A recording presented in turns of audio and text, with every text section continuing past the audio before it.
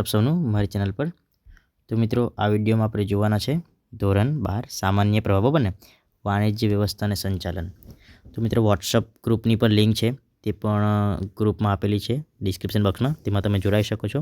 બધા જ પેપરનું સોલ્યુશન મળશે. ઓકે મિત્રો, અને તમે જો નવા હોય તો ચેનલ લાઇક કરો, શેર કરો, સબસ્ક્રાઈબ કરો. તમને કીધું તે પ્રમાણે બધા જ પેપરનું સોલ્યુશન આવશે, પરંતુ જરાક રાહ જોજો. ઓકે, ચાલો તો શરૂઆત કરીએ. ઓકે, ચાલો વિભાગ એ. તો અહીંયા લખેલું છે કે સંપત્તિના મહત્તમીકરણનો હેતુ બીજા કયા નામે ઓળખાય છે? તો આન્સર આવશે ચોખ્ખું વર્તમાન મૂલ્ય, બરાબર ને. નેક્સ્ટ, સંપત્તિના મહત્તમીકરણનો અભિગમ કયા ખ્યાલ ઉપર આધારિત છે? તો જવાબ આવશે ડી, રોકડ પ્રવાહ. ઓકે, નંબર 3 જોઈએ. નાણાકીય સંચાલન કોની સાથે સંબંધ ધરાવે છે? ઓકે, તો આન્સર આવશે નાણાં કામકાજ, નાણાં કાર્ય, બરાબર ને. બરાબર, નંબર 4 જોઈએ. બરાબર, રોકાણ અંગેના નિર્ણયો એટલે મૂડી બજેટિંગ. મૂડી માળખાના કેટલા પ્રકારો છે? મિત્રો? તો 3. બરાબર. ડિવિડન્ડ કઈ મૂડી પર ચૂકવાય છે? ઓકે, તો આપણે જોઈએ ડિવિડન્ડ કઈ મૂડી પર ચૂકવાય છે. તો ભરપાઈ થયેલી મૂડી. ઓપ્શન એ, ભરપાઈ થયેલી મૂડી. ઓકે, આગળ જોઈએ.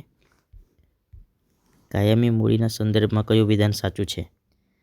બરાબર, તો જવાબ આવશે તરલતાનું પ્રમાણ, બરાબર ને, ન્યૂન છે, બરાબર ને, નજીવું છે, બરાબર, તે પ્રમાણે આવશે.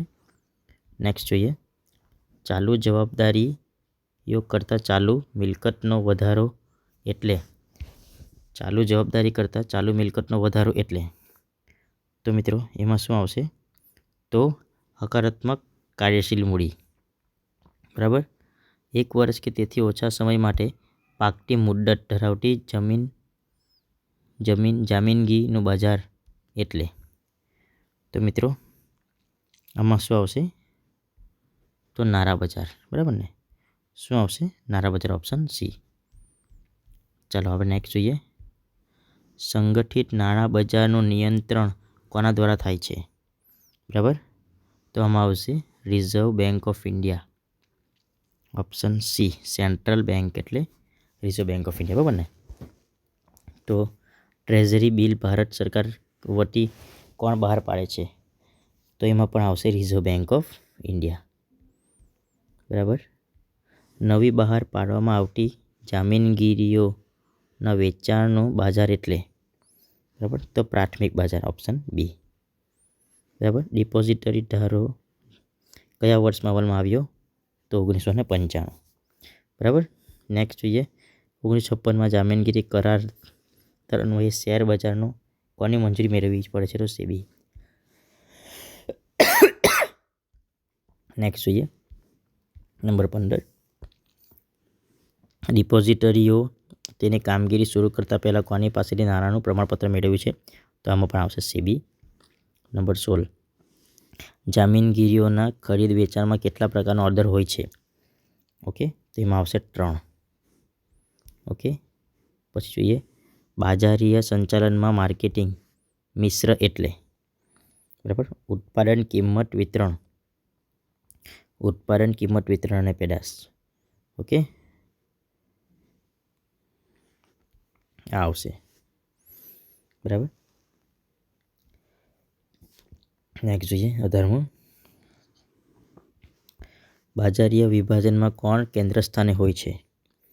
ઓકે, તો આપણને ખબર છે કે ગ્રાહક જ આવે છે, બરાબર ને. નેક્સ્ટ. બરાબર. આમાં બ્રાન્ડિંગનો મુખ્ય ઉદ્દેશ તો હરીફનો પેદાશથી પોતાની પેદાશનો અલગ બનાવવો. બરાબર. નેક્સ્ટ જોઈએ. બરાબર ને. નેક્સ્ટ જોઈએ આપણે કે જ્યારે ઉત્પાદક ગ્રાહકને સીધું વેચાણ કરતો હોય ત્યારે કેટલી સપાટી વિતરણ વ્યવસ્થા ઊભી થઈ શકે છે? તો આન્સર આવશે 1. બરાબર ને, આન્સર આવશે 1. Number D. અભિવૃદ્ધિ દ્વારા શું કરવામાં આવે છે? તો રંગરૂપમાં ફેરફાર કરવામાં આવે છે. બરાબર ને. વેચાણ વૃદ્ધિની પ્રયુક્તિઓને કારણે કઈ પરિસ્થિતિનું નિર્માણ થાય છે? બરાબર, તો ગ્રાહક પેદાશને ખરીદવા તાત્કાલિક પ્રેરાય છે. બરાબર ને. નેક્સ્ટ, વધુ પડતા જાહેરાત ખર્ચને કારણે શું થાય છે? બરાબર, તો શું થાય છે? તો પેદાશની કિંમતમાં વધારો થાય છે. બરાબર ને. પેદાશની કિંમતમાં વધારો થાય છે. નેક્સ્ટ જોઈએ, જાહેર સંપર્કમાં ધંધાકીય એકમ કે પેદાશ વિશે બધા જ સહભાગીઓ સક્ષમ હકારાત્મક વલણ ઊભું કરવાનો પ્રયાસ કરવામાં આવે છે. તો આ વિધાન સાચું છે. બરાબર. નેક્સ્ટ, વ્યક્તિગત વેચાણમાં વેચાણકર્તા કયું કાર્ય કરે છે? તો કયું આવશે મિત્રો? સંભવિત ગ્રાહક અને પેદાશનું નિર્દેશન કરે છે.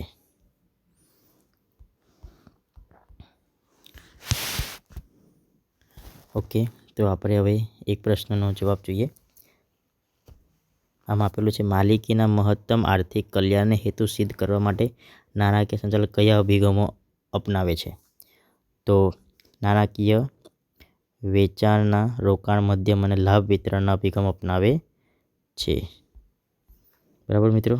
ઓકે, તો આપણે તમે એક એકના તમે જોઈ લેજો. ઓકે મિત્રો.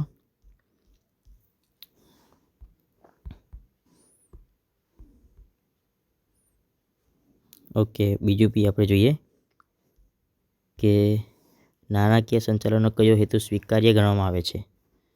તો કયો હેતુ? સંપત્તિ મહત્તીકરણ નાણાકીય વેચનારનો હેતુ. બરાબર ને. સંપત્તિ મહત્તમીકરણ. બરાબર, સંપત્તિ મહત્તમીકરણ એ પ્રમાણે તમે એક માર્ક્સના જોઈ લેજો મિત્રો. અને જો અમારી ચેનલ પર નવા હોય તો ચેનલ લાઈક કરો, શેર કરો, સબસ્ક્રાઈબ કરી દેજો. ઉત્પાદન ચક્ર એટલે શું? ઉત્પાદન ચક્ર એટલે શું? આ પણ અગત્યનું છે.